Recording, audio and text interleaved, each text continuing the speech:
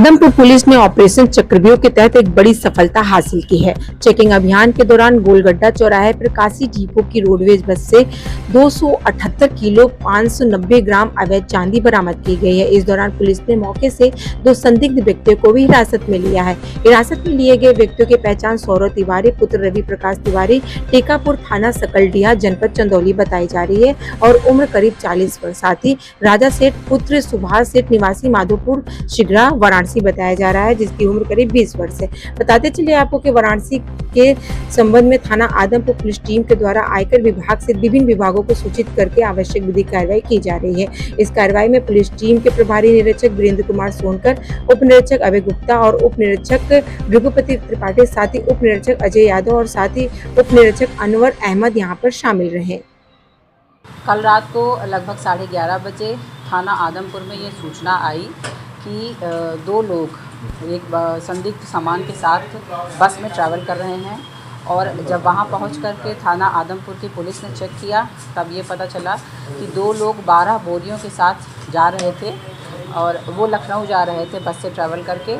और जब उन 12 बोरियों को चेक किया गया तो उसमें से चांदी की सिल्लियाँ और चांदी के जवाहरात मिले हैं। इन दोनों लोगों के द्वारा जब इनसे पूछा गया कि कुछ कागज़ दिखाइए, कोई भी रसीद दिखाइए, तो इन लोगों के द्वारा कोई भी ऑथेंटिकेटेड दस्तावेज उपलब्ध नहीं कराए गए, जिससे ये शक के घेरे में आ गए हैं। सारा जितना भी माल है उसको अपने कब्जे में लिया गया है, उन दोनों लोगों को भी अपने कब्जे में लिया गया है।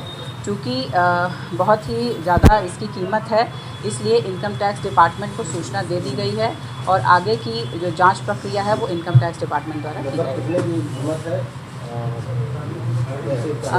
जब इसका वेट कराया गया तो ये 278.59 kg लगभग 2.25 कुंतल के आसपास की चांदी है ये, और इसका आज के रेट में जो मूल्य है वो 3 करोड़ 35 लाख के आसपास है। क्या ये तस्करी के लिए ले जा रहे थे, किसका माल है, कुछ जानकारी हो पाया?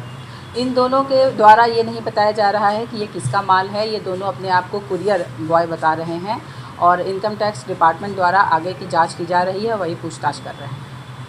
और कुछ जानकारी मैम हो पाई कि ये लोग इससे पहले भी ये माल पहुंचा चुके हैं ऐसे? अभी तक जो समझ में आया है तो इससे पहले भी इनके द्वारा इस तरह का काम किया गया है, लेकिन उसकी कितनी मात्रा रही है इस बारे में अभी पूरी जानकारी नहीं हुई है। लगातार पूछताछ की जा रही है। प्रथम दृष्टया को क्या लगता है कि किस तरह का अवैध कारोबार है, जीएसटी को बचाने के लिए है या फिर तस्करी होती थी?